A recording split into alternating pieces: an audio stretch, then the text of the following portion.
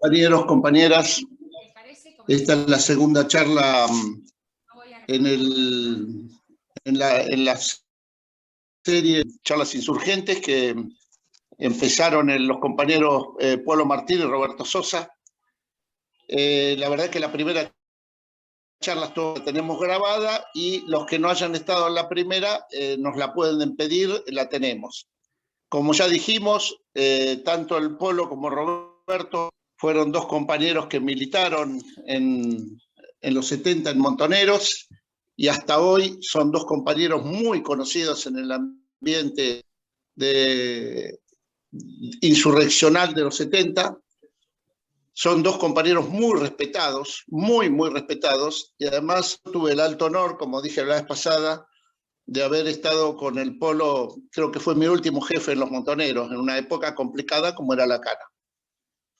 La verdad que la charla anterior fue un gusto, y ahora los presentamos de nuevo a la segunda charla. Roberto, Polo, todos ustedes. Gracias por estar y gracias por lo que nos han aportado. Bueno, gracias, Negro. De más está decir que acá está el Polo, que se va a presentar. Adelante, Polo. Presentate. Sí, continuando con lo que dice el Negro,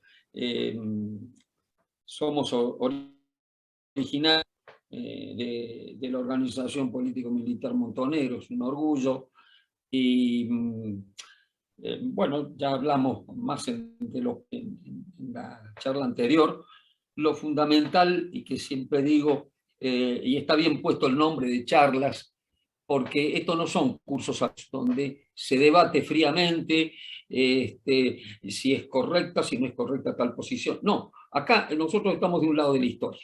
Y desde ese lado nosotros llevamos adelante todos los elementos de construcción para un proyecto y una propuesta por fuera de este sistema. Con eso no podemos acordar absolutamente nada, porque sería conciliarnos con algo que nosotros desde nuestro origen, hemos estado en desacuerdo y lo hemos... Entonces, desde ahí y desde toda la experiencia que uno tiene, desde la organización político-militar, luego, sin dejar de ser lo que uno fue, tuvo que asumir responsabilidades, en mi caso profesionales, como médico, en fin, siempre hemos estado en la militancia concreta, dándole más valor que a lo teórico y a la acción. Consideramos la formación es sumamente importante, pero es a partir de una práctica. Y a partir de esa práctica, acá estamos. Bueno, con esto poco, dándole lugar a Roberto, que maneja lo económico, económico-político, por supuesto. Vamos a continuar con las charlas que están programadas en 6 o 7 para no aburrir. Bueno, ¿cómo estamos, compañeros? Yo soy Roberto, y bueno, me dice el Polo que si el título de la charla que vamos a hacer hoy, que por supuesto tiene una fundamentación económica importantísima, yo diría que es la base a partir del cual después vamos a entender mejor el curso. Así que nos tenemos que remontar a la historia. El título, yo le diría, no se me había ocurrido ponerle título, la pregunta, la economía, así como el sistema productivo argentino, ¿es algo que estuvo siempre inamovible, que no se lo puede tocar, que no se lo puede modificar? ¿O es algo que se escribieron algunos vivos para ellos y que lo estamos sufriendo hasta el día de hoy, ¿no? Entonces, ese sería el título, pero bueno, resulta que recién aquí charlando a compañero de Salta, que valoró, y casi que diría yo que me emocionó, porque uno de los premios que tiene el militante es el saber, porque tengo compañero que lo que uno hace y sigue haciendo, quizás con otras herramientas, entiéndase bien, es de utilidad, que es eso lo que nos interesa. El compañero de Salta nos dijo algo muy importante y entonces voy a empezar a tomar el atrevimiento de empezar por él, en agradecimiento a él y con un tema que nosotros le dado mucha importancia en el libro, que es la nueva subjetividad. El compañero nos decía recién, hace 5 minutos, muy claramente, le sirve porque le da algunos elementos que lo saca de una dinámica por la cual, bueno, normalmente cada vez 15 días antes de cada elecciones viene alguien, les llena el bolsillo de plata y los llevan para votar a determinado tal o cual partido y después se van. Y seguimos con el pescado sin vender, como se dice, porque seguimos sin saber de dónde venimos y a dónde vamos. Y eso real no solamente no motiva a nadie, sino que además también te desgasta la dignidad. Nosotros en el libro, y esto querido compañero de Salta, y para el resto, hemos puesto muy especial énfasis en ese tema porque nos preocupa mucho, porque ese tema nos hace retroceder en los objetivos revolucionarios que nosotros hemos tenido durante toda la vida y cuyas banderas no bajamos. Decimos nosotros, y esto lo voy a mencionar, para escribir esta parte, lo que cuenta el compañero de Salta. Hemos tenido el aporte de un compañero que ha dedicado toda su vida en el espacio de la infancia, la niñez y la adolescencia. Así que este compañero nos ha aportado muchísimo, un compañero que se llama Osvaldo, también de la agrupación Montoneros, y que habla de la nueva subjetividad. Es decir,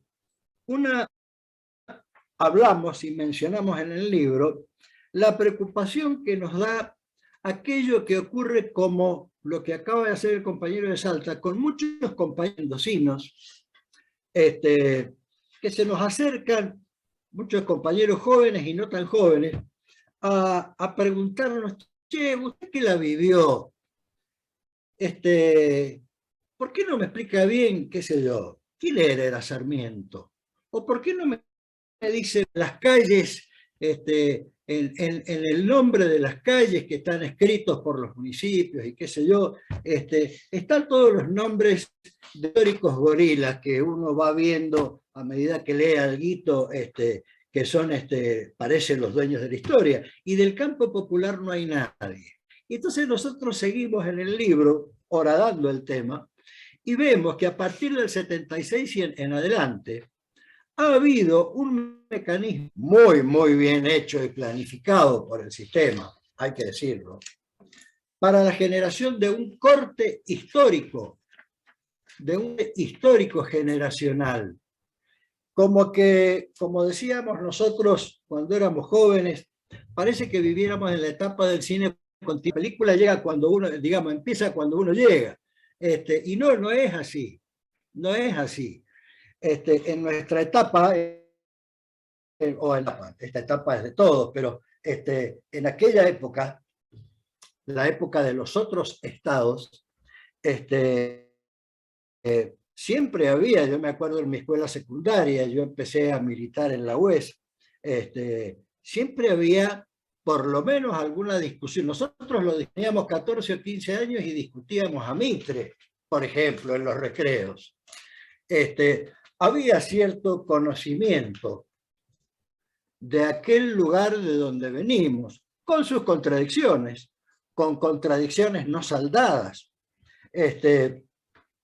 Y después hemos pasado a la etapa en la que, por un montón de motivos, se nos ha ido encerrando para que vivamos el día a día. Nosotros vivimos con intensidad el hoy, por lo tanto, no nos interesa ya esto del cortoplacismo, saber ni de dónde venimos ni para dónde vamos. Nosotros creemos que todo ya está, que estuvo siempre, que con el mundo nació la calle tal o cual, que Mar del Plata cuando cuando vino Colón ya tenía el Hotel Hermitage, el Provincial. Nosotros creemos hoy que si, por ejemplo, voy a dar un ejemplo de la globalidad de la teoría económica mundial que impera, la que impera, la del mundo occidental, ojo. Nosotros creemos que, bueno, que cuando sube el dólar, inmediatamente el Banco Central tiene que ir a inyectar dólares al mercado para bajarlo y calmarlo, como dicen los explicadores que salen en televisión todos los días, ¿no? O para ir a un ejemplo nuestro acá en la Argentina, y nos decimos, y tenemos que mimar a los exportadores, porque si nosotros no podríamos obtener las divisas con las cuales nos manejamos adentro. Las divisas son los dólares por el grano vendido hacia afuera. Y entonces, la pregunta, ahora sí la vuelvo a repetir, ¿es que tiene que ser así?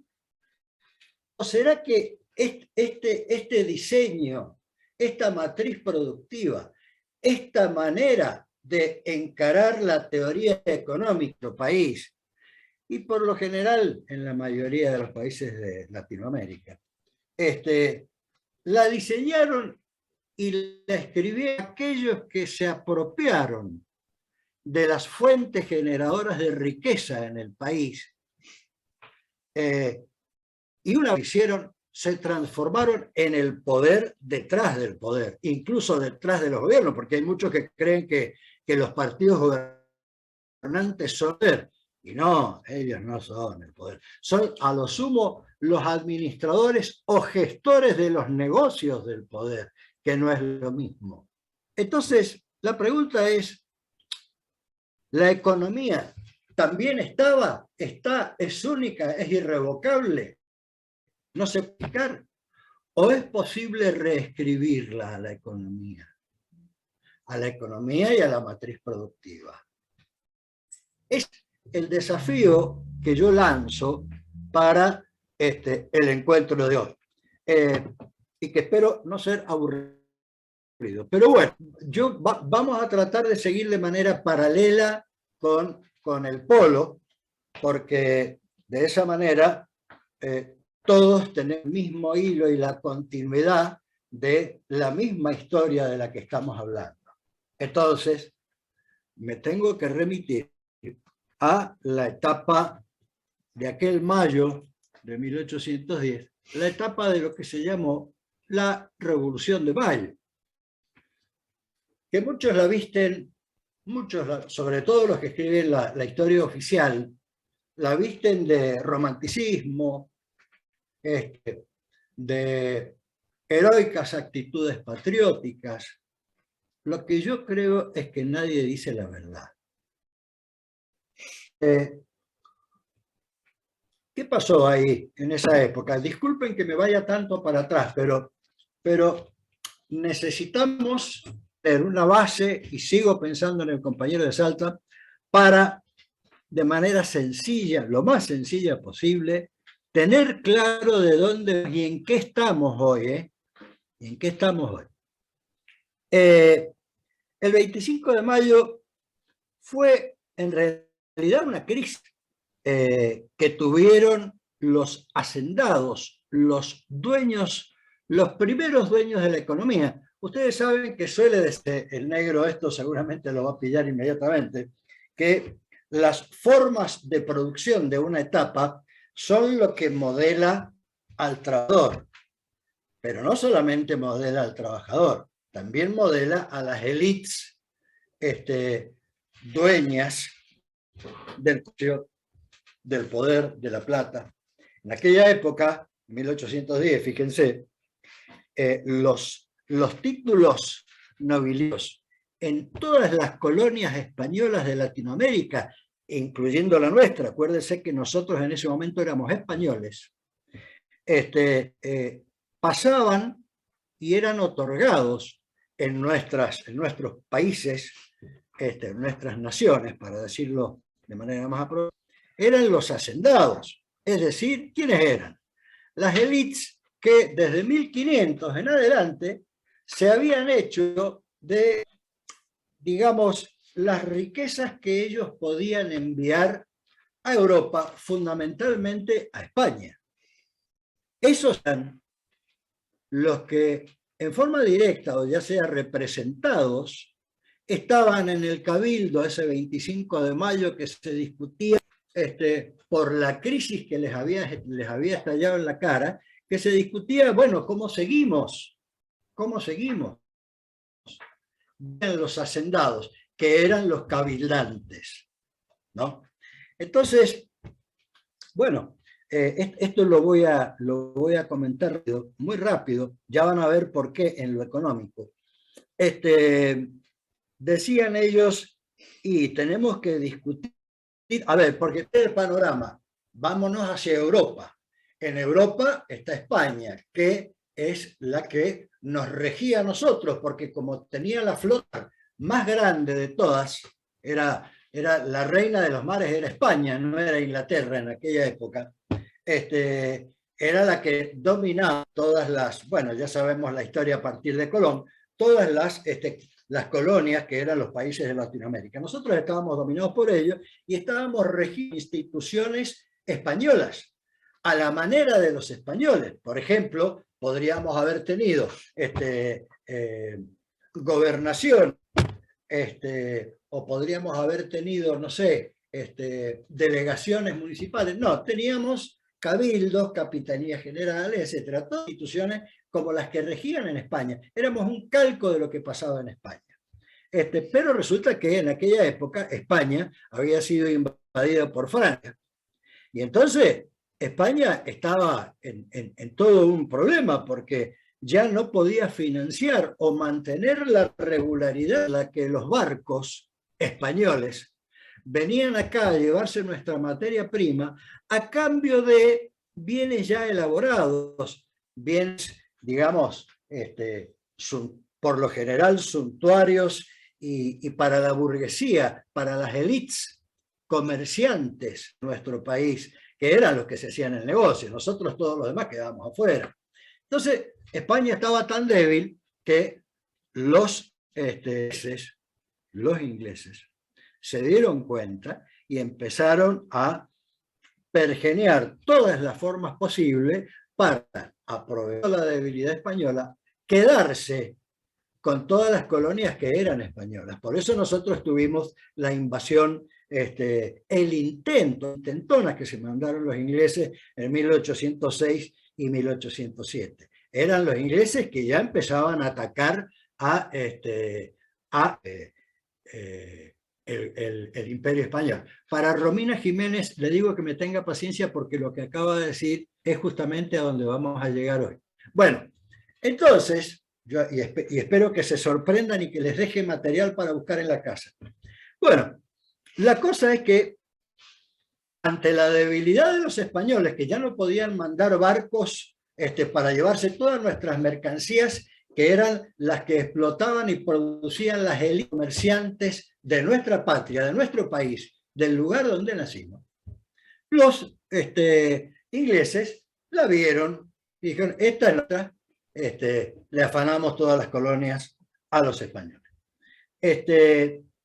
Y bueno, y entonces ahí, esa fue la discusión que se da cuando se empieza a plantear en el Cabildo, en el mes que se llamó el mes de la Revolución, de mayo, se empieza a plantear, quizás de manera declamada o haciendo un poco de teatro, la gran contradicción, si seguir con un gobierno colonial, buscando cualquier otro imperio, que no se fuera el español, o intentar un gobierno nacional, gobierno colonial versus gobierno nacional.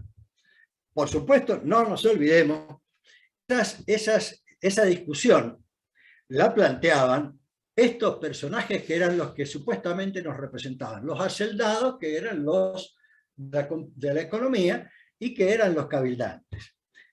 Por supuesto, después de, no sé, serían 300 años, desde 1500 en adelante, 1810, por supuesto esa discusión se daba en el marco de las instituciones que nos habían dejado los españoles, o sea, en el marco del cabildo. Es decir, entraron en estado deliberativo usando las viejas estructuras del Imperio Español.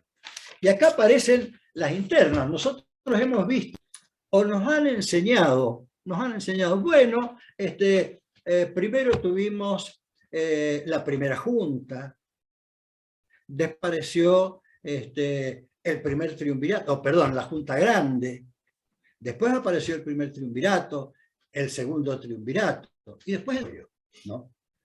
Claro, lo que no nos dicen es ¿y por qué fueron apareciendo esas instituciones? ¿Qué pasó? ¿Fue porque fueron perfeccionando? En realidad, entre esos hacendados que estaban preocupados no por el país, sino por ver cómo hacían para que no se les resientan sus ventas que vendían hacia España, había una interna, la primera de las internas de las que podemos hablar en nuestro país. Los que en aquel momento se llaman españolistas, es decir, aquellos que querían de una u otra manera negociar con para volver a tener un virrey acá funcionando que nos condujera a todos, entre los cuales estaba Cornelio Saavedra, digamos, el referente de los españolistas era Cornelio Saavedra. Y por el otro lado, en ese momento de crisis en el que debía salir algo para adelante, porque si no se quedaban sin el negocio, los que ya empezaban a rondar, estaban los pro-británicos. Y los pro-británicos siempre, como ocurre hasta el día de hoy, siempre tuvieron uno de los dos ojos tapados con un parche negro, siempre. Ellos siempre tuvieron la idea de no ir directamente con alguna propuesta pro-británica al cabildo, sino ir primero generando las condiciones para el engaño con sus agentes. Tenían agentes adentro del cabildo. Entonces, bueno, ¿qué pasó? Empezaron a discutir. Unos, digamos, Saavedra demoraba a tomar alguna decisión porque Saavedra tenía la esperanza de que el problema en España se arreglara, de que el rey de España, que estaba preso, lo habían puesto preso los franceses, volviera a retomar el poder y entonces volvíamos a negociar con España como hacíamos siempre. Eso es lo que quería Saavedra. Por eso Saavedra declamaba y hablaba, pero no hacía mucho. Se lo criticaba porque él estaba de acuerdo en todo, en tener un nuevo gobierno, pero no lo llevaba a la práctica. Hubo muchas quejas hacia Saavedra, porque Saavedra no concretaba como él mismo decía que había que concretar el combate contra los realistas. Y por el otro lado estaba el mismo Mariano Moreno, un intelectual de aquella época, uno de los tipos más lúcidos, formó toda su otra corriente, era un pro-británico que proponía otra forma de gobierno con un poder centralizado. Pero no era la forma de gobierno que proponía Saavedra. Ahí venía el enfrentamiento, ahí venía la primera interna.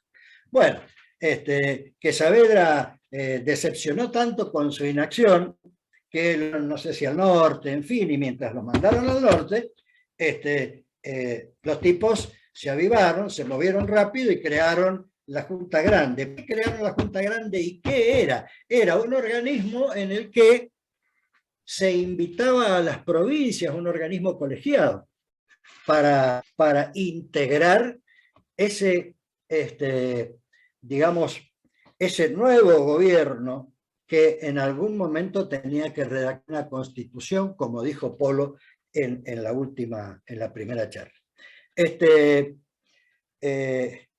Moreno Moreno era representante en aquella época, fungía en nuestro país, en nuestra nación, como representante de la Cámara de Comercio londinense, para que nos vayamos una idea.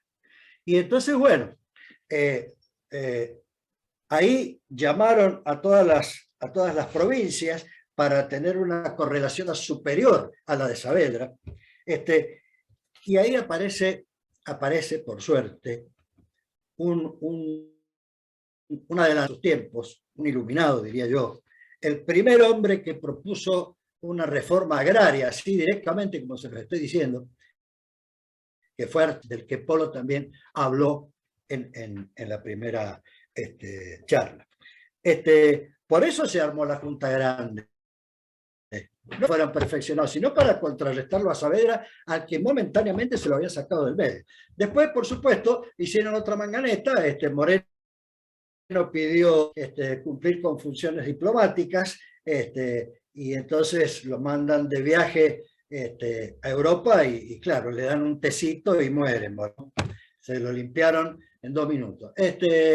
Pero la interna entre el morenismo y el saavedrismo es entre los intereses de los agentes de Inglaterra, que querían ser ellos los diseñadores de la institucionalidad de nuestro país independiente, y entre los intereses de Saavedra, que quería ir con Fernando VII, aparece el artiguismo y la irrenunciable posición de los gobiernos provinciales, que exigían también tener poder en esa mesa. Cuando Saavedra vuelve, se encuentra con que el primer triunvirato había ya prácticamente cesado y habían elegido a un segundo. ¿Por qué? Porque San Martín, un hombre al que yo respeto mucho y que no es como nos contaron, como nos contó Mitre, que él lo de política no era político, que era solamente militar. Y no, San Martín la tenía muy clara, ideológica y políticamente, pero la tenía clara con cierta pureza, porque San Martín también quería un gobierno concentrado en una sola persona. Es decir, si San Martín se hubiera quedado acá, vamos a decirlo directamente, y no se hubiera ido cuando se fue, hubiera terminado siendo unitario, digamos, pero me estoy adelantando. La cosa es que con cierta pureza San Martín es el que voltea el primer triunvirato y se forma el segundo, donde modifica todo que alguien había ido generando como normas ya gubernativas de ese espacio llamado el Cabildo, para todos nosotros, como por ejemplo promover el libre cambio. El libre cambio es la esencia de las políticas liberales que hoy son neoliberales. ¿Qué es el libre cambio? Vamos a explicar rápidamente. Es el permitirle, sin que el Estado se meta, a las élites económicas de cada país comerciar entre ellos prácticamente sin pagar aranceles. Es decir, fijarles nada en concepto de impuestos a los estados. Ese es el libre cambio.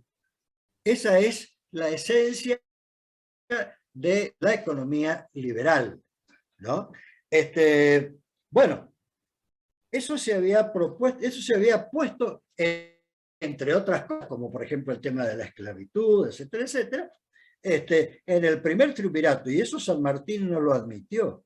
No lo admitió y por eso volteó al primer triunvirato y nos fuimos al segundo. Pero en el segundo, a ver, ojo, que las juntas no dejaron de funcionar nunca. Las juntas pasaron a ser una especie de legislatura o lo que hoy conocemos como el Congreso.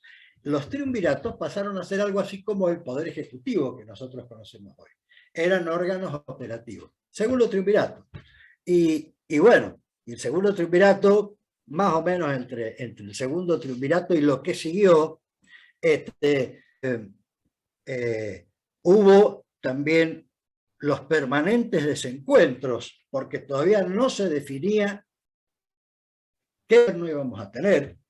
Si pro-español, pro-británico o colegiado, como decía Artigas. Ya aparece una posición en la discusión de las internas de toda la Revolución de Mayo, de aquel 1810, que ya estamos hablando de 1812, 1813. Aparece Artigas y aparecen las exigencias, comienzan a aparecer en el escenario político las exigencias de lo que más tarde sería el mundo federal, las montoneras federales. El proyecto que no alcanzó a plasmarse de manera intelectual, escrita, etcétera, pero que hablaba del ser nacional, que reconocía al gaucho, al pobre, al pueblo, al indio. Bueno, cuestión que esta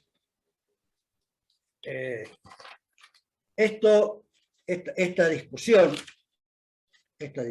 empieza a cerrarse cuando aparece San Martín con la Sociedad Patriótica en 1812, que tenía un lema. Él decía independencia, libertad y democracia. San Martín está bien, igual que los otros, que el saavedrismo y el morenismo necesitaban un monarca, un poder concentrado en una sola persona. Pero San Martín lo decía con pureza. Él había venido acá para liberarnos de cualquier yugo. Incluso dice que Belgrano, esto se habla poco porque no se quiere hablar de esto. El símbolo que nosotros tenemos en la bandera argentina, que tiene un sol en el medio, en realidad era porque Belgrano, otro de los integrantes con cierta incidencia, diría yo, aunque con una mancha en lo que fue el consulado, planteaba la verdadera independencia.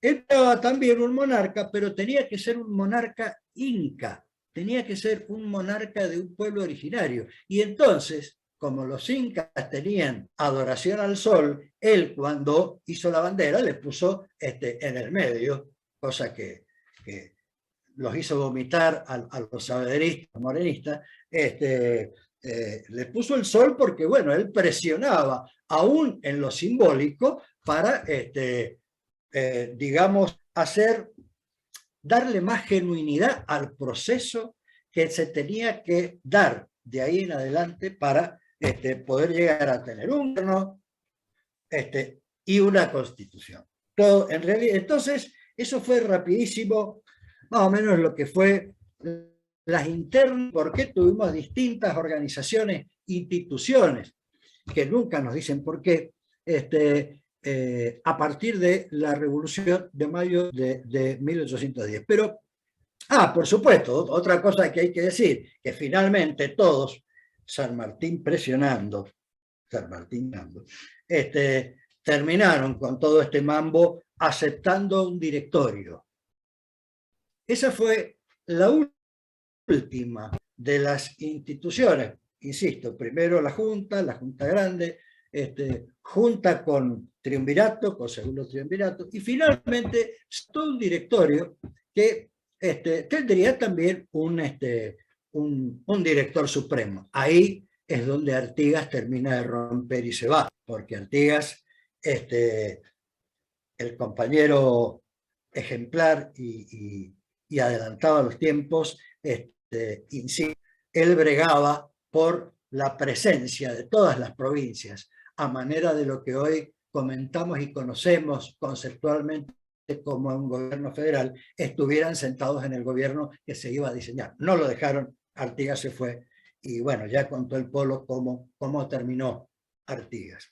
La cosa es que yo pasé muy rápido por todo esto, primero para aclarar la esencia de lo que realmente pasó en toda esa saga que empezó en 1810 y siguió hasta 1814 o hasta 1820, donde el primer directorio cae porque cae por las huestes federales que ya estaban más o menos organizadas y que se habían dado cuenta que todo lo que se estaba cocinando ahora en el Cabildo eran los hacendados históricos que estaban armando y escribiendo el país para ellos mismos.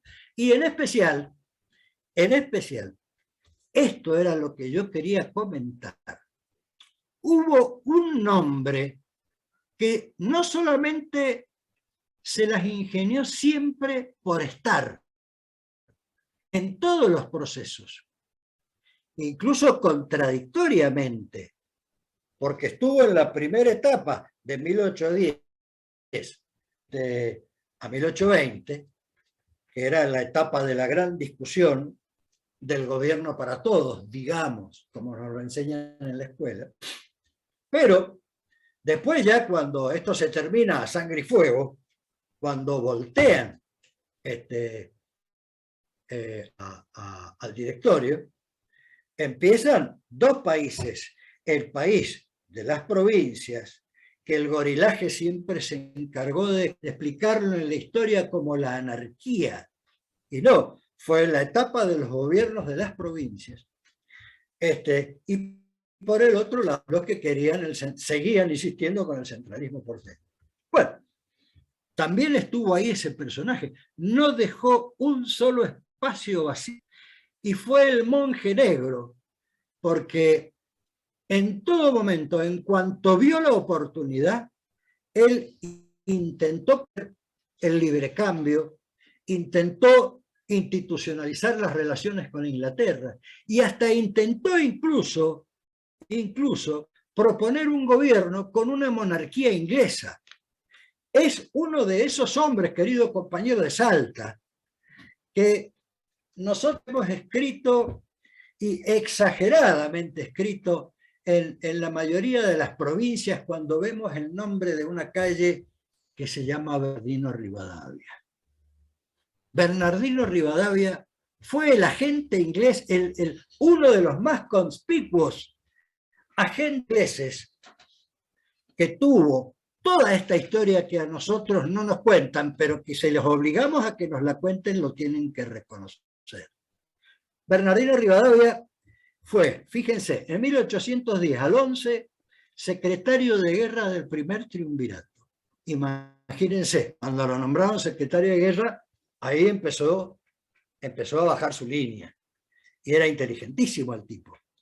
Después, en la etapa de los gobiernos provinciales, el tipo se, digamos, incrusta en Buenos Aires, no pierde tiempo, se pone al lado del primer gobernador de Buenos Aires, de la Buenos Aires de lo que ellos llamaban la anarquía, Martín Rodríguez, y llega a ser ahí ministro de Gobierno y Relaciones Exteriores. Lo fue de 1821 a 1824.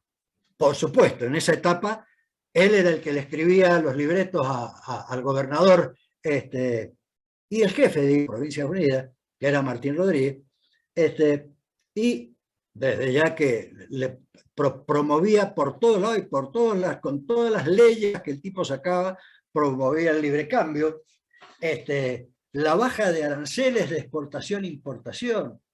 Ya tenía planes para la aduana que, fíjense ustedes, y acá empezamos a meter conceptitos económicos desde el sentido, no desde la academia.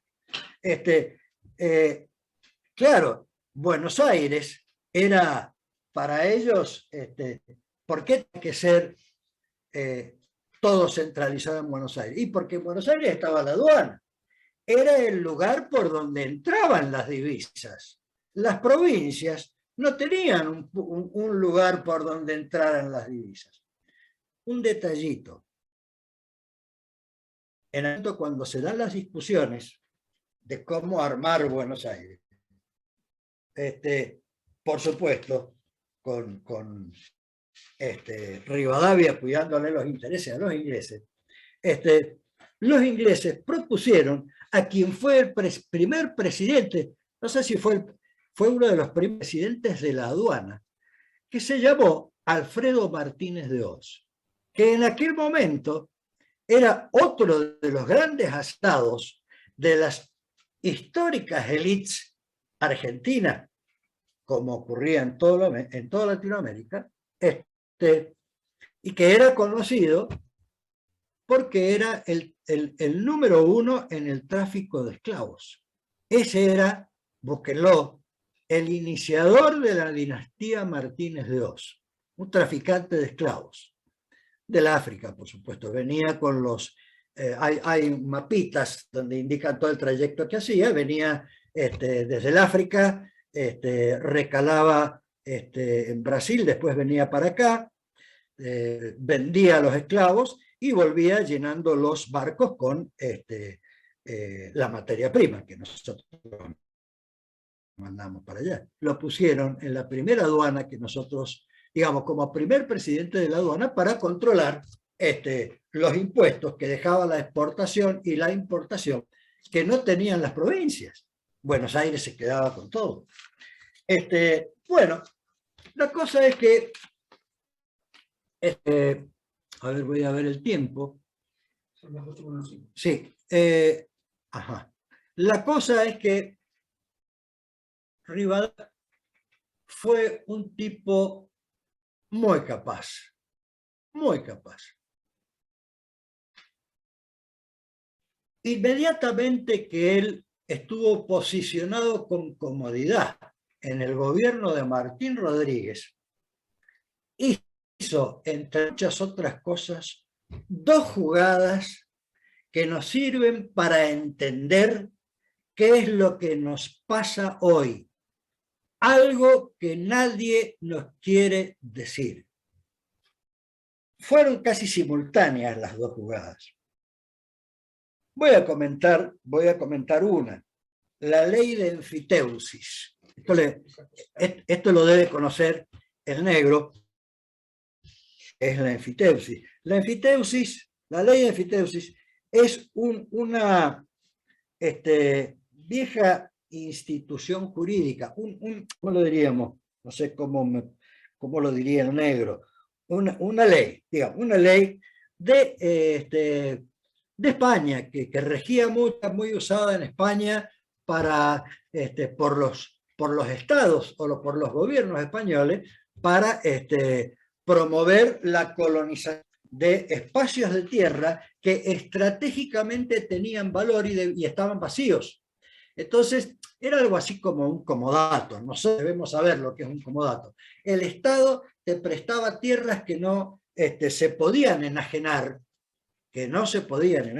porque eran se las prestaba a aquel que las quisiera trabajar, que las quisiera poblar, etcétera, porque, por un lado, necesitaban gente hacer una especie de frente a los moros que estaban siempre invadiendo, o porque querían hacer más productivas esas tierras. Bueno, Bernardino Rivadavia aprovechó la ley de enfiteusis, pero a lo Rivadavia. Él planteó, por ejemplo, que, y ojo, insisto, estamos hablando del gobierno de Buenos Aires de Martín Rodríguez, a través de ley, fue carácter legal, el reparto, digamos, la entrega de tierras, esta especie de comodato en préstamo por parte del Estado, pero no por 5 o 6 años. Él le agregó, por el tiempo, tenía que ser aprobado por la legislatura, por el tiempo que sea necesario, por el tiempo que fuere necesario, o in eternum. Y entonces, bueno, también se las arregló para que aquellos que se llamaban enfiteutas, que se tenían que quedar, que iban a ir a poblar esas tierras, pagaran algo que un canon anual al Estado porteño, que era provisorio. Tenía, por ejemplo, una cláusula que decía, si no se ponen de acuerdo con el canon, al canon lo tienen que discutir y definir los 4 vendantes. Y resulta que Rivadavia lo que hizo con todo esto, acuérdense, él había puesto el préstamo eternum, para siempre, repartirle a sus amigos hacendados de las élites históricas y tradicionales, lo que hoy nosotros llamamos los capitalistas, lo que hizo fue regalarles las tierras siempre y al precio que definían ellos mismos. ¿Qué les regaló? Les regaló las tierras, las mejores tierras, las más fértiles tierras del mundo, de la pampa húmeda, las de la pampa húmeda. Así la ley rivadaviana, que sirvió para repartir, para hacer el primer reparto, porque ha habido dos grandes repartos. El primer reparto de la pampa húmeda a los amigos de este muchachito agente inglés, se repartieron, se regalaron prácticamente 8,6 millones de hectáreas a manos de 530 propietarios. 8,6 millones de hectáreas ya en 1824 a 1820 fue más o menos este proceso. Fíjense del tiempo que estamos hablando de aquello que para entender la economía de nuestro país es esencial. Esencial. Para darles unos nombres, entre los que se quedaron con esas, podemos mencionar Anchorena, los Anchorena, que eran parte de las élites que venían desde 1500 en adelante, los Bosch, los Sáenz Valiente. Ojo con este nombre de Sáenz Valiente. Ustedes pueden ver esos apellidos hoy y se van a dar cuenta que son hoy los dueños del país. Bien, los Díaz Vélez, etcétera, entre otros. Pero para... ¿Cómo, Polo? El segundo reparto. El Rivadavia y el... Claro, claro, no. Para terminar esto, ¿qué hizo? Y voy a contestar a un compañero que está hablando del sur. Por eso yo decía, vamos a ir llegando a esto, y estamos hablando de economía. Ya van a ver por qué. Para lograr esto, Rivadavia se mandó la segunda jugada. La segunda jugada. Inició, digamos, contrató en nombre del Estado porteño y a través de un grupo de amigos de las élites económicas, los mandó, eran 3 o 4 amigos, entre los que se encontraba Sáenz Valiente. Busquen a Sáenz Valiente en Google hoy, y van a ver dónde festeja los cumpleaños. Los contrató para que fueran a Europa y contrataran, por supuesto, con una jugosa comisión. Fue el primer préstamo institucional, formal, que tuvo la Argentina. Con la banca Baring Brothers. Él pidió 1 millón de libras esterlinas de aquella época. Vamos a hacerlo rápido, porque apurando. Pidió 1 millón de libras esterlinas, de las cuales al Estado le iban a tocar 70%, y a los que habían sido comisionados para tramitarlo, incluyendo el enfiteuta Sáenz Valiente, les quedaba el 30%. De manera que ya de entrada llegó a la Argentina 700.000 libras esterlinas.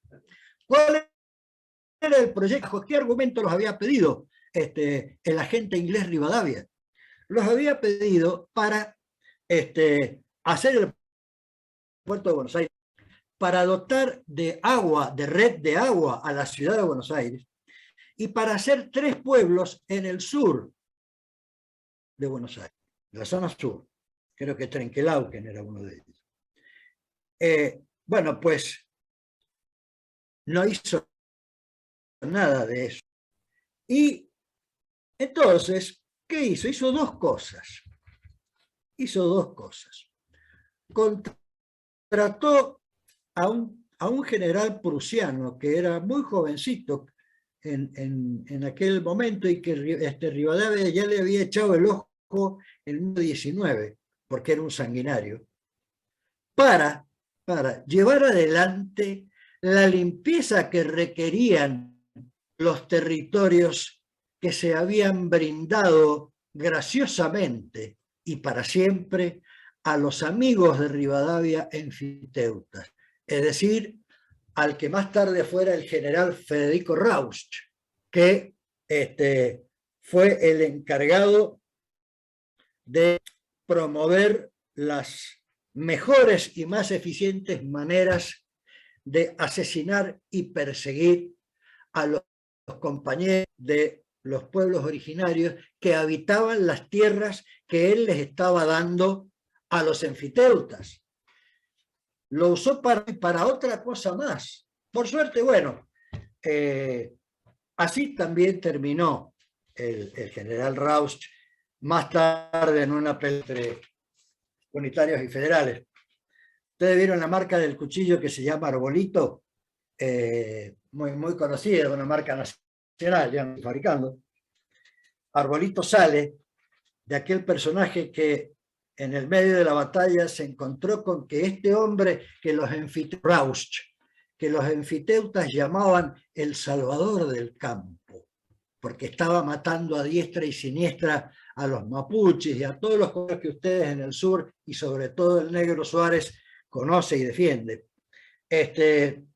Lo encontraron solo, un indígena que le decían Arbolito, e inmediatamente aprovechó y lo degolló.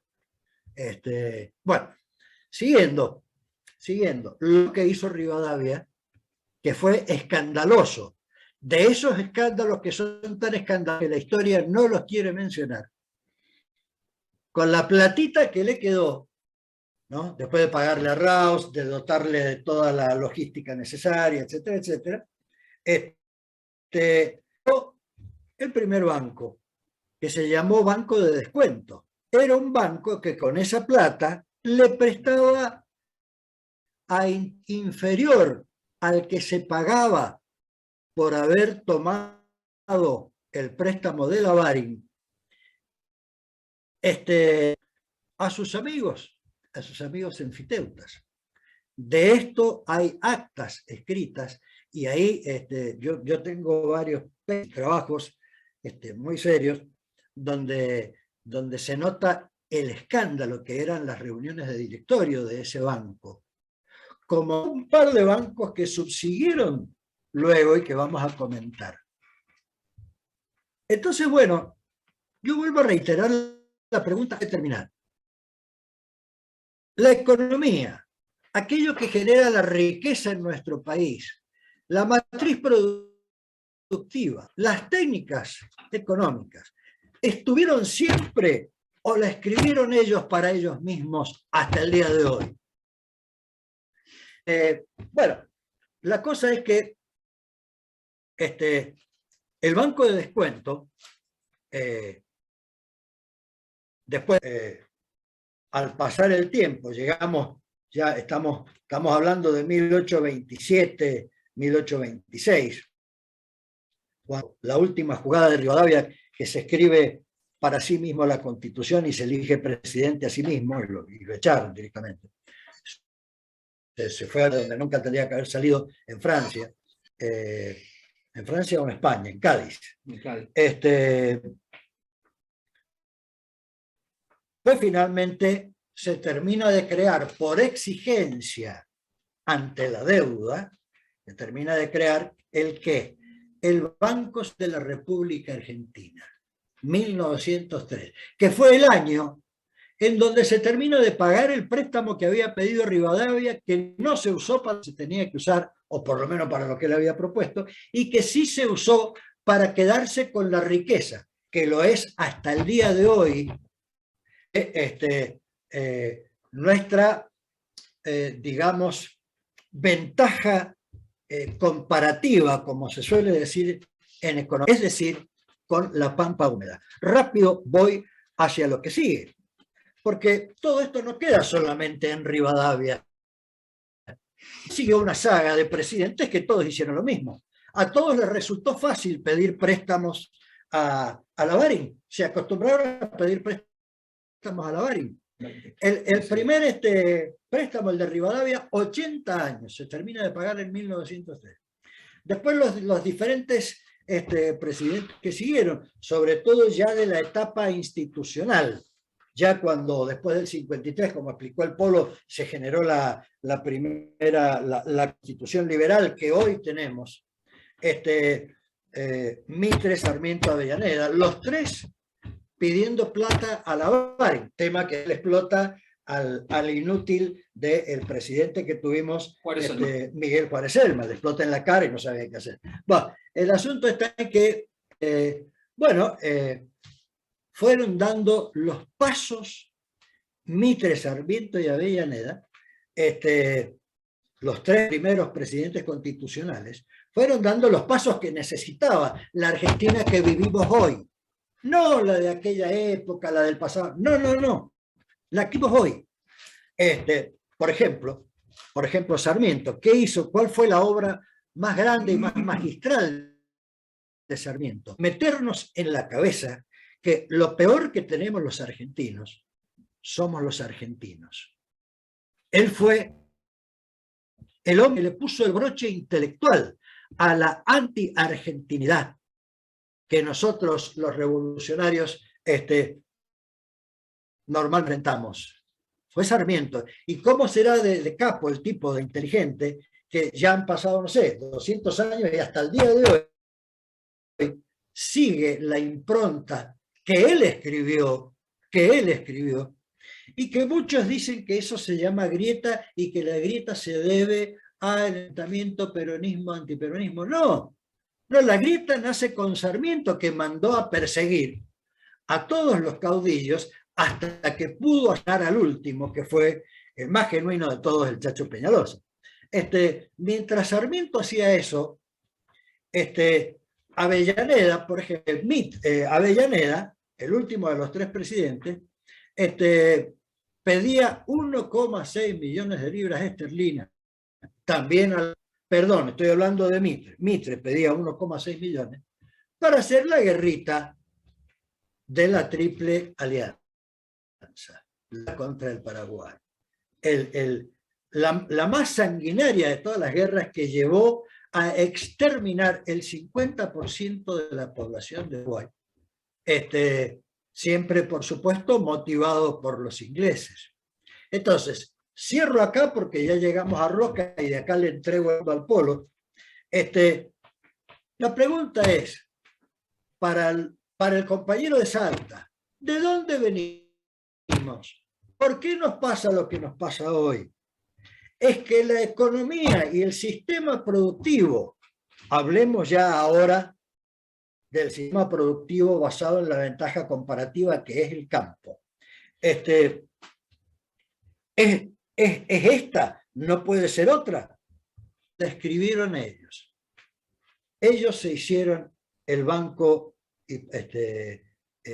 Central de la República Argentina. Ya sabemos para qué lo hicieron, con capitales ingleses. Ellos se quedaron masacrando a los compañeros de los pueblos originarios, se quedaron con las mejores y más fértiles tierras de la Pampa. Hasta que vino Avellaneda, y Avellaneda le da a Alsina la plata que necesita para, también plata que en gran parte fue pedida a la Baring, a los ingleses, casualmente, como que a los ingleses también les interesaba todo esto acá, para financiar la campaña del desierto. Y así, Roca, que asume en 1880 con lo que se llamó la generación del 80, es el que termina de ejecutar. Menos mal que hizo el puerto. Me imagino que sabrán que el puerto no lo hizo para darnos justamente un buen pasar a lo que éramos los argentinos. No, era el punto estratégico junto con los ferrocarriles, que también ya eran ingleses, donde iban todos los ferrocarriles para embarcar, ustedes los que viven en Buenos Aires lo tienen que saber mejor que yo, para embarcar de ahí la materia prima, es decir, que sale de la pampa húmeda, que desde aquella época dejó de ser nuestra, sino de las élites comerciantes y activas, como lo fue Sáenz Valiente, por ejemplo, o como lo terminó siendo Anchorena, Alvear, Rodríguez Larreta, Bulls Luro. ¿Por qué digo esto? Porque con la campaña al desierto, que finaliza Roca, es decir, la segunda limpieza que se hace asesinando a sangre y fuego a todos aquellos a los que se iba quitando la tierra para absorberla o distribuirla entre sus oficiales, en este caso amigos. Ustedes verán, como decíamos al principio, cuando uno por la ruta viajando a Mar del Plata, uno ve, por ejemplo, un pueblo que se llama General Levalle, o Rufino, Villegas. Son todos los amigos de Roca que se quedaron con miles y miles de hectáreas. Gracias a la sangre, el fuego y la brutalidad que se hizo y se sigue haciendo hoy en función de un proyecto económico que dice la Argentina, muchachos, ustedes los trabajadores no pierdan tiempo, si acá el que manda soy yo. Ese es el proyecto económico que, les digo, la pampa húmeda, es decir, la ventaja comparativa de nuestro país. Después vamos a hablar de la ventaja competitiva. Para la próxima. Tiene 50 millones de hectáreas. Desde Rivadavia hasta Roca se repartieron entre no más de 800 familias, 800 a 1000 familias, 42 millones de hectáreas. ¿A dónde está el poder con el que se quiere enfrentar hoy el presidente que tenemos para hacerle la guerra a la inflación? Bueno, muchachos, acá los dejo agradeciéndoles a todos, disculpándome por lo aburrido, pero son elementos que tenemos que tener, investigar y hablar en función de el proyecto nuestro que nosotros queremos escribir y que venimos escribiendo desde aquella época de la resistencia. Los dejo con el querido compañero Polo y muchísimas gracias a todos por aguantarme. Chao, hasta luego.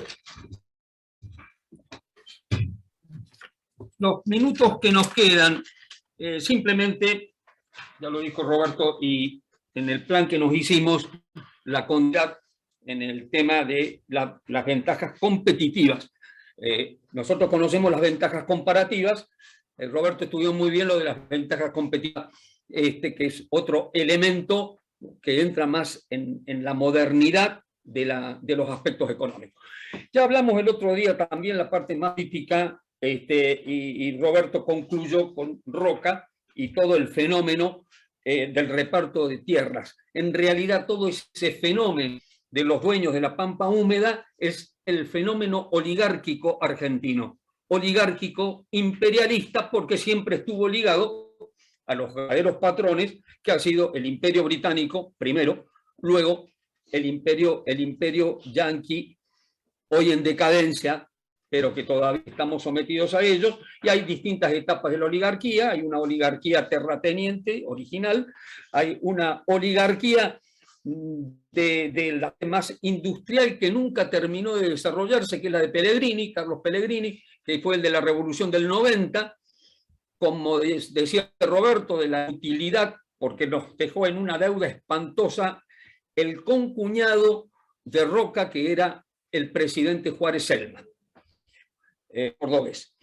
Y de ahí la Revolución del 90, que la lleva adelante Carlos Pellegrini, y lo que ya hablamos la vez anterior, que es la revolución el movimiento de la Unión Cívica, que después se transforma en Unión Cívica Radical.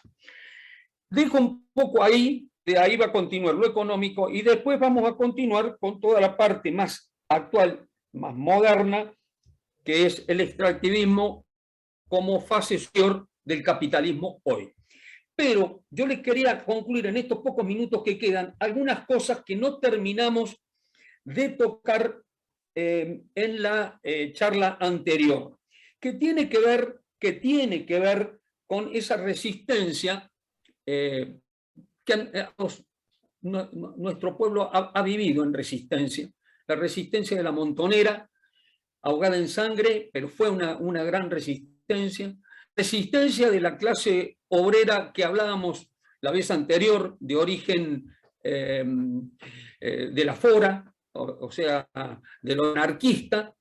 La resistencia que se hace después del 55, y bueno, y todo lo que siguió y que mencionamos poco la vez anterior por cuestiones de tiempo, que es el elemento que actualiza el 17 de octubre en forma más completa y más amplia, con todo el valor que tiene el 17 de octubre, que es el Cordobazo. El Cordobazo de 1969, que es justamente el levantamiento de la clase obrera industrial.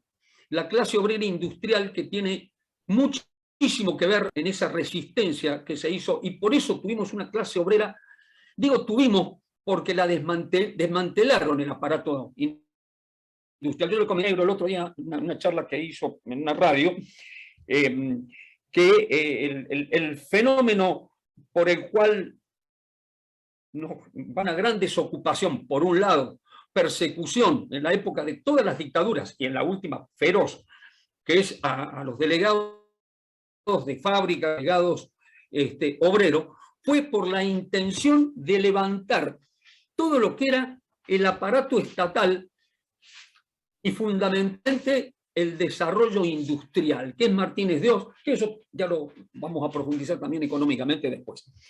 Y ahí, antes de que se termine de concluir ese plan de el desmantelamiento industrial, hacia el Cordobazo. El Cordobazo es un fenómeno importantísimo porque es el desencadenante de todo lo que viene desde el 69-70 hasta el fin del siglo XX, y nos deja una gran enseñanza para todo lo que es nuestra lucha del siglo XXI. La clase obrera argentina con un alto nivel de conciencia que generó las grandes movilizaciones, las grandes tomas de fábrica, las grandes puebladas que comienzan con el Cordobazo y que van terminando con el Mendozazo en el año 72, pasando por el Tucumanazo, el Rocazo, el levantamiento del Rosariazo, en fin, una etapa de donde nosotros provenimos como generación. El Cordobazo tuvo 3 o 4 elementos que fueron el disparador, que fueron, poco se acuerda hoy porque lógicamente han pasado muchos años y se lo ha ocultado mucho, que son las quitas zonales. Las quitas zonales significaba que había que modificar sueldos de acuerdo a las zonas en donde estaban enclavados. Cuanto más específica era una fábrica o cualquier tipo de empresa, tenía más sueldo que los que eran más periféricos. Las quitas zonales. El sábado inglés era el no trabajar el sábado, conquista obrera que venía desde muchos años atrás y que se empieza a generar en la política obrera del peronismo. Y después los convenios que se habían congelado y suspendido, todos los convenios laborales se habían suspendido. Eso fueron lo que hizo el gran levantamiento, ejemplo de resistencia y de lucha. Verdadera unión estudiantil.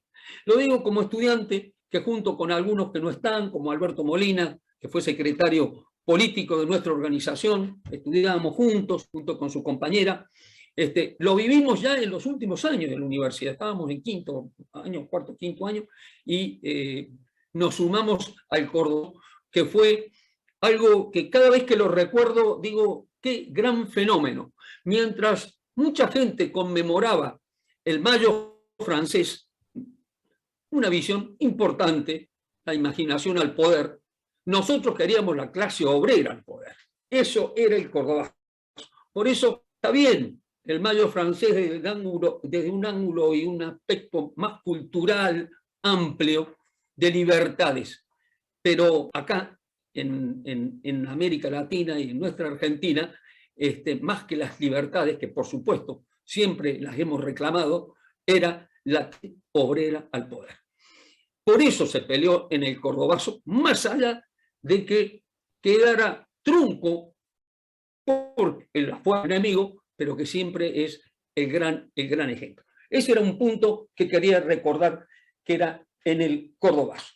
Lo otro, muy importante tener en cuenta, y hablamos poco, que es la tercera posición que se maneja en el Congreso de Filosofía del año 49, acá en Mendoza, que viene Perón con Evita, y se larga, que se le llamaba la tercera posición de Juan Perón, que significó el mundo posteriormente. Y acá hay un elemento internacional que hay que tener en cuenta.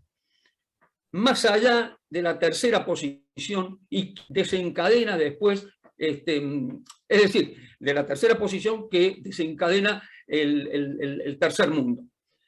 La conferencia de Lois, y como dice Roberto, buscar en el Google si lo quieren y lo van a tener bien explicado, la conferencia de Bandung. Bandung queda en Indonesia. Bandung es los pueblos asiáticos y los pueblos africanos, con Abdel Nasser a la cabeza. Y Nasser es el que se levanta contra los ingleses del canal de Suez, y hace una gran conferencia de donde después va a surgir la República Árabe Unida y todos los fenómenos que después concluyen en la Palestina que nosotros seguimos defendiendo y que sigue luchando el poderío sionista israelí. Entonces, eso también configura la postura tercermundista, ¿no es cierto?, desde esa conferencia de Bandung donde estaban Nasser, Sukarno y Nehru. Nehru de la India, Sukarno de Indonesia y Nasser de África. Ejemplos mundiales que nos significan la gran lucha de los pueblos contra el gran poder imperial moderno que son los yanquis, que es Norteamérica, que es la OTAN, que ha sembrado, Estados Unidos, que ha sembrado de bases en todo el mundo, en Nueva América, para hacerlos asociados a Colombia y a Brasil. Después hablaremos de eso cuando nos toque hablar de América Latina. Entonces, concepto de tercera posición. Y hay un aspecto que, y con esto voy terminando, que no debemos soslayar, que son los curas del tercer mundo. ¿Por qué digo esto? Porque tiene que ver con el enfoque del poder. En este sentido, siempre, bueno, en Montoneros, después del Concilio Vaticano II, que con Juan XXIII y demás, hay dos encíclicas que retoman estos curas que se van por la tangente del Vaticano, a eso me refiero, que desafían un poder que está dentro de la sinarquía. Si queremos hablar un poco en lenguaje antiguo, la sinarquía es un conjunto de poderes que se definía, en algún momento se definió como el gran capital, el sionismo, la masonería, el Vaticano y, para los más macartistas, la Unión Soviética. De acuerdo a la dinámica del mundo, hoy queda el gran capital, el sionismo y el Vaticano. El Vaticano desconoció a todos estos curas del tercer mundo. Les doy un detalle. Cuando yo llegué a la de La Plata, estaba el pabellón 1, que era el de los Montoneros, el pabellón 2 del ERP y el pabellón 3, curas insurrectos, que eran los pabellones que estaban adelante y que eran los que estaban más verdugueados, digamos, en términos carcelarios. Entonces, ese fenómeno de los curas del tercer mundo significó que muchos cristianos convencidos, eran militantes de agrupaciones católicas, cristianas en general, buscaran la justicia social por fuera de lo que era lo históricamente manejado por la Iglesia.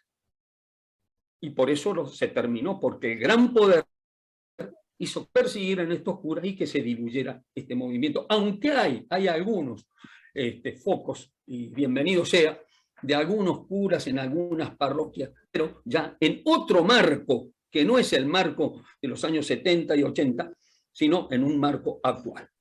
Me refiero con eso, y la próxima, como aspecto que queda colgado, hay una conferencia muy importante que es la conferencia de Roma del año 77 del movimiento peronista montonero. Y todo esto que hemos hablado, desde el punto represivo, recuerden esto, el gran maestro de la represión en la Argentina y que le enseñó a los yanquis la escuela francesa de represión. Los franceses que estuvieron en Indochina, o sea que estuvieron en Vietnam, que los sacaron rajando, Ho Chi Minh, con el Dien Bien Phu, y Argelia. Perdieron las dos grandes batallas de la liberación de estos pueblos, sin embargo, siguieron haciendo escuela de una represión sanguinaria. Los yanquis aprendieron de ellos. Bueno, esta parte de la historia, y ahí ya termino definitivamente, le hemos puesto el periodo mayo casero septiembre. ¿Por qué? Mayo, todo lo que explicábamos en la primera charla y después profundizó Roberto en toda la parte económica. Mayo es el despertar de nuestros pueblos. Caseros es la gran tradición de Urquiza y la entrega posterior con Pavón a Mitre. Y septiembre es el septiembre luctuoso de la revolución de Uriburu en 1930. Por eso es septiembre, el 6 de septiembre, y el septiembre 55 del 16 de septiembre. Por eso le hemos puesto un poco la famosa línea desde nuestro enfoque liberador y el camino revolucionario, la línea Mayo, Caseros, septiembre. Bueno, compañeros, disculpen, creo que más o menos estamos en la hora. Y ahora nos dicen qué hacemos. Bien, ahí más que nada, gracias Polo, gracias Roberto, y más que nada ha habido comentarios, más que preguntas, en algunos casos por cuestiones que no se conocían, como el sol de la bandera, y en el caso de Nino, del salteño que tanto nombró Roberto, y me gustaría que Nino planteó que había quedado una pregunta pendiente de la última reunión, ¿no? A ver, Nino, si la podés traer en voz, en vez de ponerla en el chat, pero estaría bueno que la dijeras.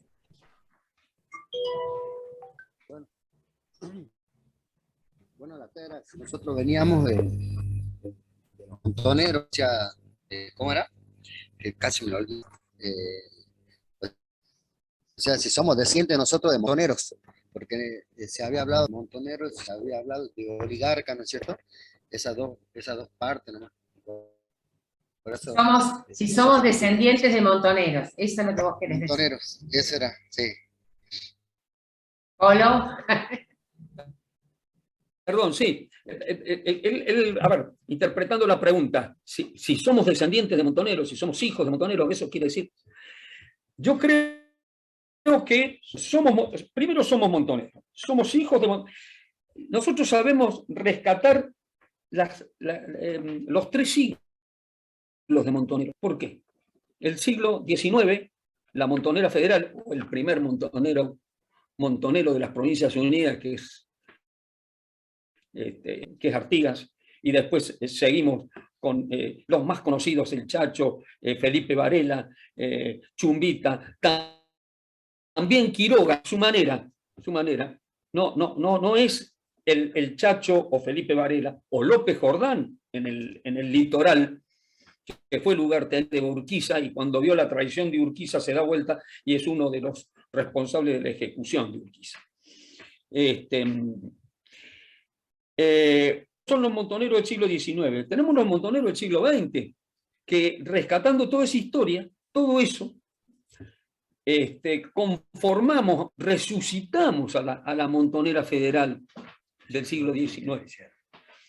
Y finalmente, toda esa montonera del 70, hoy, en una forma amplia, porque a eso nos referiremos en la última charla, la montonera del siglo XXI, donde está integrantes como convocatorias, por supuesto, montoneros de convocatoria, montoneros de Córdoba, y montoneros que tienen un anhelo de que nos juntemos y hagamos el gran frente revolucionario de los trabajadores y el pueblo.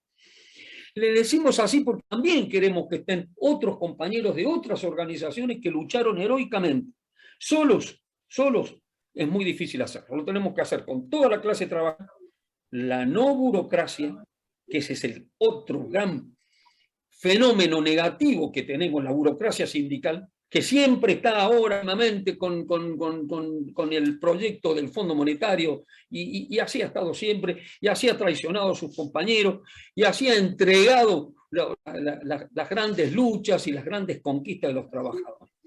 Entonces, somos hijos y somos hoy actualmente montoneros, lo que comenta el compañero, y montonera tiene Sabino Navarro, que fue el segundo jefe de la estructura montonera. Primero fue Balbina, luego el negro Sabino, hasta que cae. Tuve el honor de estar muy cerca de él poco antes de su caída definitiva, y después fue Mario Eduardo Firmenich, tercer jefe de montoneros. El negro Sabino sabía decir: toda lucha que enfrenta con heroísmo, con honestidad profunda, toda lucha es montonera. Porque el concepto de la montonera es un concepto de pueblo que se levanta contra el opresor, contra el entregador, contra la oligarquía. La oligarquía es el gran enemigo nuestro y nosotros somos el enemigo de ellos. Desaparecer una de las partes, la nuestra no va a desaparecer. Van a desaparecer ellos como poder. ¿Por qué? Porque es inexorable la marcha de la liberación nacional hacia la acción que queremos. No sé, compañeros, si más o menos. Bien, gracias, Polo. Polo, te vamos a mandar unos saludos que te dieron en YouTube porque sé el significado. Dice: saludos a Roberto Sosa y Polo Martínez Agüero, excelentes compañeros, fuerte abrazo del pelado de Córdoba. A ver. Bien, hay una última pregunta. Muchas gracias. Hay una última pregunta que dice: ¿qué opinan sobre el acuerdo con el FMI? Estamos trayéndonos a la actualidad, así abruptamente, que Roberto habló del crédito, del préstamo de la Baring Brothers, que mucho tiene que ver con esa historia. Pero bien. Tiene que ver. Yo lo menciono políticamente y Roberto, en 2 palabras, económicamente también, a riesgo de ser esquemático. El Fondo Monetario Internacional, nacido en el 45, pretendió ser un fondo común de los distintos países, supuestamente para facilitarles sus situaciones, sus déficits y su problemática, que se convirtió en un verdadero saqueo de pueblos, y que tiene para ellos el mérito y para nosotros digamos el deterioro de nuestras políticas y económicas, de avanzar hacia un cogobierno, y yo diría casi un gobierno del Fondo Monetario Internacional. Esa es la situación que nos ha llevado. La receta es muy parecida. Yo me acuerdo, años 70, cuando estábamos en la lucha, los puntos generalmente se repiten, casi iguales. Se van adaptando con algunos matices. Pero lo más jorobado de todo esto, lo más triste, si se llega a consolidar, es la quita de soberanía en forma prácticamente absoluta. el sometimiento en forma absoluta. Y no es lo mismo hoy que en los años 70 y o que cuando nació el Fondo Monetario. Fíjense, cuando nació el Fondo Monetario Internacional, los 10 años de peronismo no estuvo inscrito en el Fondo Monetario. Del 45 al 55 no estuvo. Después sí estuvo, pero con algunas limitaciones que más se iban manejando. Hoy prácticamente dicen el cogobierno, yo diría casi el gobierno del Fondo Monetario Internacional. Roberto. Sí, tal cual lo que dice el Polo. El Fondo Monetario Internacional, primero aclaremos qué es lo que es. Es una entidad supranacional que nace en el mismo tiempo y de manera paralela al hecho en el cual será, o al momento en el cual será el acuerdo de Bretton Woods. Fíjense, hablemos entonces de geopolítica internacional. Había una puja cuando los economistas se habían dado cuenta de los economistas tanto de Inglaterra como de Estados Unidos, lo interesante que es promover, lo estoy haciendo tipo cuentito, disculpen los economistas, me cago en los economistas, pero no importa, se habían dado cuenta de lo interesante que es promover para todos los países del mundo el uso de la moneda de alguno de estos dos países. Es decir, hacerla la moneda internacional. Como si yo digo, por ejemplo, que logro hoy que la moneda latinoamericana va a ser el peso argentino. A mí eso me vendría pipí cucú. Bueno, en el año 1942 estaba esa puja y dijeron, bueno, los ingleses se peleaban con los norteamericanos para ver quién imponía la moneda en todo el mundo. Y entonces dijeron, bueno, ¿quién es el que tiene la mayoría de reservas de oro? Fueron a contar cada uno de sus países y vieron que por una gran cantidad de toneladitas más, el que tenía la mayor cantidad de reserva de oro era norteamericano. Ahí entonces perdieron los ingleses y se crea, de paso, bueno, se establece como moneda internacional el dólar. Esto es muy interesante, muy interesante.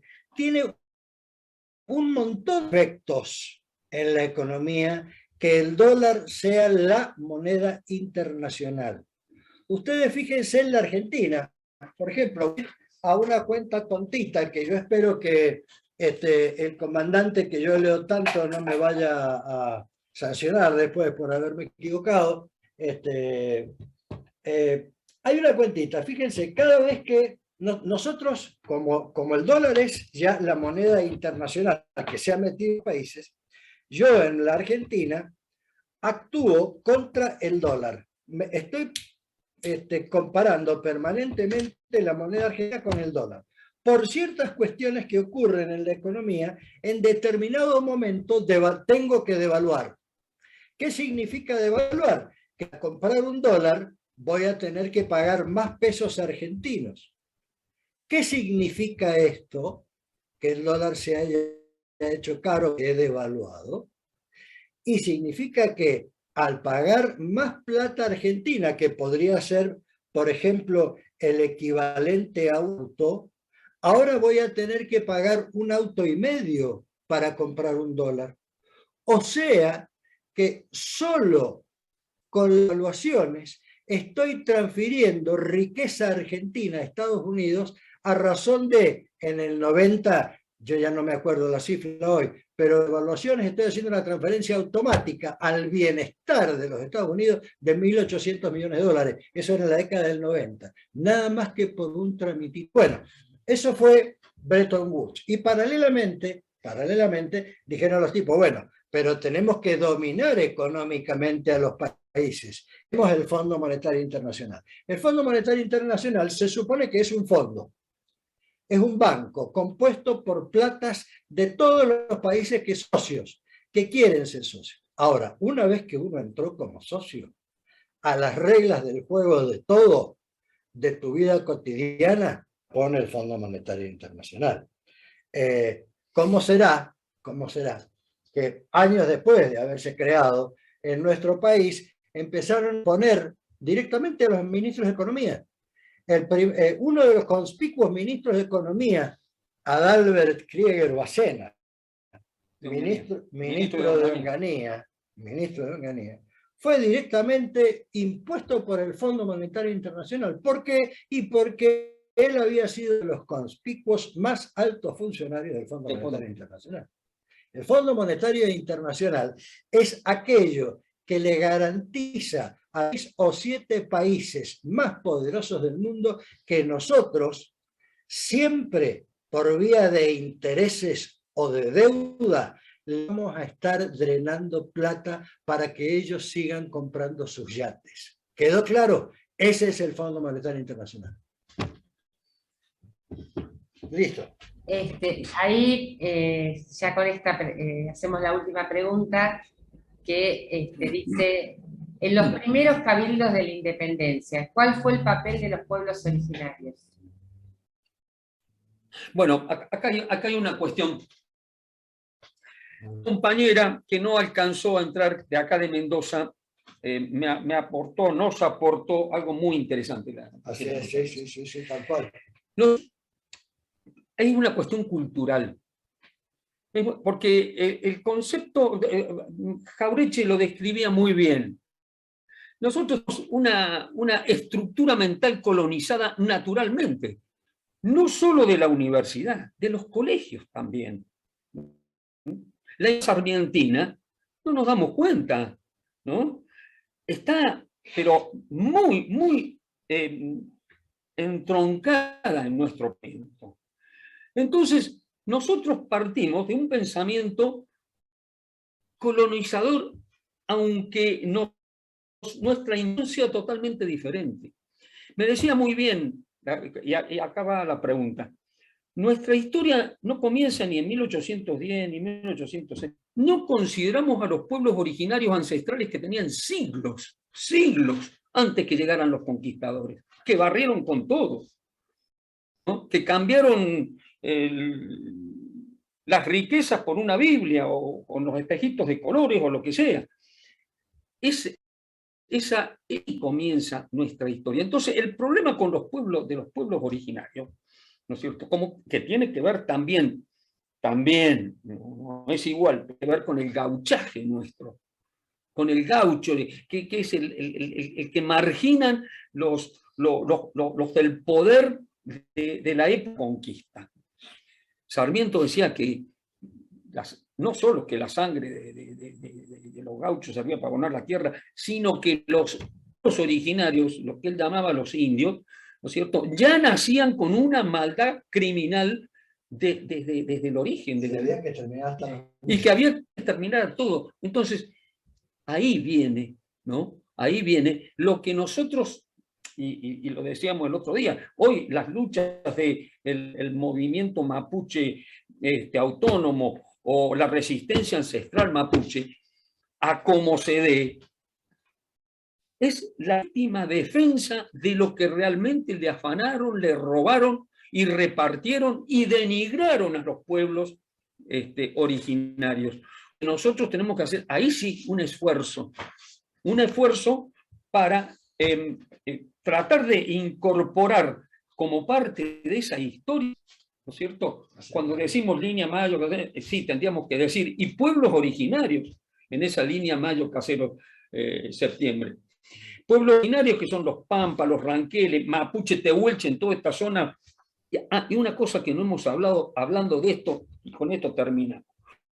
Cuando la campaña del desierto de Roca, en Chile, en forma paralela, se hace lo que se llama la pacificación de la Araucanía, casi paralelo en tiempo, y paralelo en criminalidad, y paralelo en saqueo, paralelo en el reparto de esas tierras ancestrales.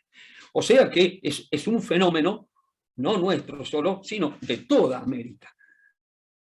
De toda América, indoamericana. Ya después vamos a hablar de algo que incorpora y que es tan interesante en la lucha revolucionaria, de un ángulo tan blanco occidental como lo tenemos naturalmente, porque la cultura impera y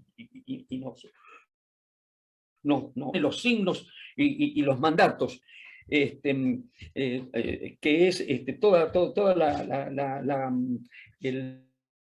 el aspecto latinoamericano de Mariátegui, un poco el padre del pensamiento de Sendero Luminoso con Abimael Guzmán.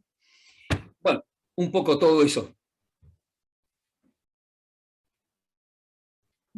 Más o menos lo que le quería comentar. Bien, muchas gracias, Polo. Gracias. Bueno, no hay más preguntas, así que estaríamos finalizando. Les agradecemos muchísimo a los compañeros y compañeras que participaron. Nos dicen que ha habido problemas para ingresar. La verdad que no sé cuál puede haber sido la dificultad, porque a medida que iban, apenas aparecían, yo le iba dando ingreso, pero directamente los compañeros y compañeras que decían no aparecían como ingresantes. Así que bueno, ahí estaremos averiguando qué es lo que puede estar pasando. Así que les pedimos disculpas a los compañeros y compañeras que no han podido ingresar al Zoom, pero bueno, está siempre la alternativa de YouTube, digo, para aquellos que tengan alguna dificultad. A veces tiene que ver con que no tiene suficiente potencia la señal del compañero y compañera que está ingresando, pero bueno, lo averiguaremos para la próxima, para poder resolverlo. Así que bueno, muchas gracias. Tenemos Gracias. problemas en Muchas todas las gracias. zonas. Gracias, compañeros, gracias, Negro, gracias, Laura, gracias a todos. Abrazo, Polo No. querido, abrazo, Roberto, abrazo Gracias. grande. Gracias. Ya.